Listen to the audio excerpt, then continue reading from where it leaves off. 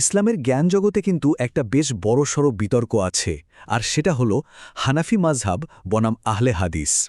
তো আজকের এই আলোচনায় আমরা ঠিক এই বিষয়টা নিয়েই কথা বলবো। দেখব যে সহিহ হাদিস অনুসরণ করার ব্যাপারে এই দুই পক্ষের দৃষ্টিভঙ্গি ঠিক কি, আর তাদের যুক্তির গভীরতা কতটুকু। মাযহাবের মতামত আগে নাকি সহিহ হাদিস, কোনটা বেশি প্রাধান্য পাবে?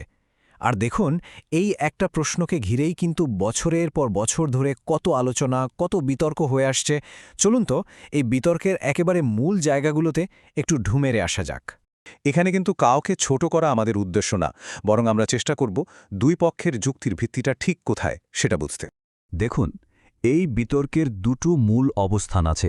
একদিকে হানাফি মাযহাবের অনুসারীরা বলছেন মাযহাব তো মানতেই হবে, এটা অপরিহার্য। আবার অন্যদিকে আহলে হাদিসদের মূল কথাটাই হল সহিহ হাদিসই হচ্ছে আসল ভিত্তি। এই দুটো কথাই কিন্তু বলতে গেলে পুরো আলোচনার সারমর্ম। এখন প্রশ্ন আসতে পারে, এই যে আমরা মাযহাব করছি, এই জিনিসটা আসলে কি? সহজ কথায় মাযহাব হল ইসলামের আইনশাস্ত্র বা ফিকের একটা নির্দিষ্ট স্কুল অফ থট, মানে একজন বড় মাপের ইমাম বা আইন বিশেষজ্ঞের গবেষণা, শিক্ষা আর ব্যাখ্যার উপর ভিত্তি করে যে চিন্তাধারাটা গড়ে উঠেছে সেটাই হলো মাযহাব। তাহলে আহলে হাদিস কাদের বলা হচ্ছে?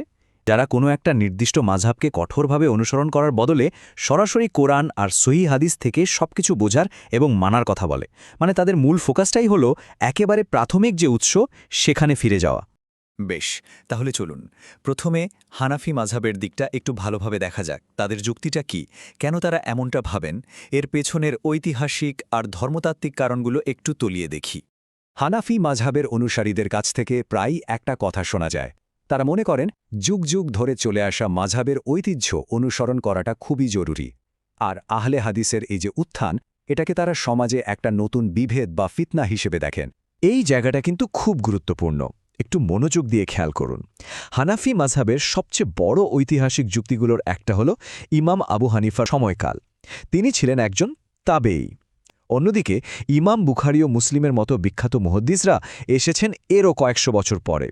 তো সাহাবীদের যুগের সাথে এই যে একটা সময়গত নৈকট্য, এ কারণে হানাফিরা মনে করেন ইমাম আবু হানিফার ব্যাখ্যা এবং সিদ্ধান্ত অনেক বেশি নির্ভরযোগ্য। আচ্ছা, এতক্ষণ তো একটা দিক নিয়ে কথা বললাম, এবার চলুন বিতর্কের অন্য দিকটা দেখি। আহলে হাদিস বা সালাফিরা এ ব্যাপারে কি বলছেন? তাদের যুক্তির ভিত্তিটা আসলে কি? আহলে হাদিসদের পুরো অবস্থানের মূল কথাটা কিন্তু এই একটা লাইনেই বলা যায়। তাদের বক্তব্য পরিষ্কার, যখন কোনো একটা বিষয়ে সরাসরি একটা সহিহ হাদিস পাওয়া যাচ্ছে, তখন অন্য কোনো ইমাম বা মাযহাবের ব্যক্তিগত মতামত মানাটা বাধ্যতামূলক থাকে না। দেখুন, তাদের এই চিন্তা ভাবনাটা কয়েকটা মূলনীতির উপর দাঁড়িয়ে আছে। প্রথমত, যে কোনো সিদ্ধান্ত বা বিধানের মাপকাঠি হতে হবে কোরআন আর হাদিস। দ্বিতীয়ত, আলেমদের মতামত অবশ্যই সম্মানযোগ্য, কিন্তু সেটা কখনোই একটা সহিহ হাদিসের উপরে যেতে পারে না। আর সবশেষে তাদের মূল লক্ষ্য একটাই, যতটা সম্ভব কাছ থেকে নবী সাল্লাল্লাহু আলাইহি সাল্লামের পথ অনুসরণ করা।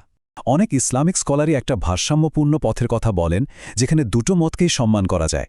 এই ভারসাম্যপূর্ণ পথের মূলত দুটো ধাপ আছে। প্রথম ধাপটা হল, ধরুন এমন কোনো সাধারণ বা জটিল ফিকিহি বিষয় যেখানে সরাসরি কোনো হাদিস নেই অথবা বিভিন্ন ব্যাখ্যার সুযোগ আছে, যেমন ধরুন আধুনিক ব্যাংকিং বা ব্যবসার জটিল নিয়মকানুন। এইসব ক্ষেত্রে পথ নির্দেশনার জন্য কোনো একটা মাযহাবের সুসংগঠিত মতামত অনুসরণ করাই যায়। আর দ্বিতীয় ধাপটা হল, যদি কোনো বিষয়ে, যেমন ধরুন সালাতের কোনো একটা নির্দিষ্ট কাজ নিয়ে একেবারে স্পষ্ট আর সরাসরি একটা সহিহ হাদিস থাকে, তাহলে অবশ্যই অন্য যে কোনো আলেমের মতামতের উপরে সেই হাদিসটাকেই অগ্রাধিকার দিতে হবে। আর এই পদ্ধতিটার আসল সৌন্দর্যটা কি জানেন?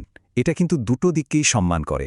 একদিকে এটা যেমন ইসলামিক জ্ঞানচর্চার বিশাল ঐতিহ্য আর পণ্ডিতদের গবেষণাকে স্বীকৃতি দিচ্ছে, ঠিক তেমনি অন্যদিকে নবী সাল্লাল্লাহু আলাইহি সাল্লামের শিক্ষার যে চূড়ান্ত কর্তৃত্ব, সেটাকেও একদম অক্ষুণ্ণ রাখছে। তাহলে এত সব আলোচনার পর মূল শিক্ষাটা কি দাঁড়ালো? চলুন পুরো বিষয়টার একটা সারসংক্ষেপ করা যাক। এক কথায় বলতে গেলে মূল নীতিটা হলো, মাযহাব অবশ্যই গুরুত্বপূর্ণ, কিন্তু সহিহ হাদিসের স্থান সবার আগে। এটাই হলো সেই ভারসাম্যপূর্ণ অবস্থান, যা একদিকে যেমন স্কলারি ট্রেডিশনকে সম্মান করে, আবার প্রাথমিক উৎসের প্রতি আনুগত্যকেও ধরে রাখে। শেষ করার আগে একটা প্রশ্ন রেখে যাই। আচ্ছা, ইসলামিক জ্ঞানচর্চায় এই যে বিতর্ক, যুক্তি আর পর্যালোচনার জায়গাটা ঠিক কোথায়? এই ধরনের আলোচনাগুলো আমাদের ব্যক্তিগত এবং সামষ্টিক বোঝাপড়াকে আসলে কিভাবে আরও উন্নত করতে পারে, এটা কিন্তু ভেবে দেখার মতো একটা বিষয়।